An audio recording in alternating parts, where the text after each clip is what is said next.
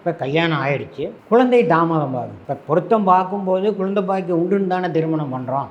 அப்புறம் ஏன் தாமதம் ஆச்சு அப்படின்னா, இந்த திருமணத்திற்கும் குழந்தைக்கு ஒரு தொடர்பு இருக்குது. குழந்தைக்கு 5ஆம் அதிபதி, திருமணத்திற்கு 7ஆம் அதிபதி சொன்னேன். குழந்தைக்கு 5ஆம் அதிபதி புத்திரக்காரகன். இதோட முன்பு சொன்ன அந்த ஆண் ஜாதகத்தில் பெண் கிரகங்களும் பெண் ஜாதகத்தில் ஆண் கிரகங்களும் இந்த புதன் சனி கேதுனுடைய தொடர்பு ஏற்பட்டிருந்தால் திருமணம் பொருத்தம் பார்த்தீங்கன்னா நல்லா இருக்கும். ஆனால் குழந்தை பாக்கியம் இல்லை. அப்போ குழந்தை பாக்கியம் இல்லாமல் போனதற்கு இந்த கிரகங்கள் மிக மிக முக்கியமான காரணம். 5 ஆண்டுகள் இல்லை, 10 ஆண்டுகள் இல்லை அப்படின்னா மேற்சொன்ன அந்த பொருத்தத்தில் இருக்கக்கூடிய ஒரு அம்சம்தான் இதுலேயும் வேலை செய்யும். அப்போ பொருத்தம் பார்க்கும் பொழுது ஆண் ஜாதகத்தில் பெண் கிரகங்களும் பெண் ஜாதகத்தில் ஆண் கிரகங்களும் சுப வலிமையோடு இருந்தால் குழந்தை பாக்கியம் தடைபடும். ஆனால் பொருத்தம் பார்க்கும்போது அவர் சொல்கிறார் குழந்தை பாக்கியம் உண்டுங்கிறார். பொருத்தம் பார்த்து கல்யாணம் பண்ணுறான், குழந்தை பாக்கியம் கிடைக்கல அப்படின்னு இந்த 7ஆம் அதிபதியோடு 5ஆம் அதிபதி தொடர்பு கொள்ளும் காலம்தான் இது. சுயபலம் இல்லை என்றால் குழந்தை பாக்கியம் தடைபடும்.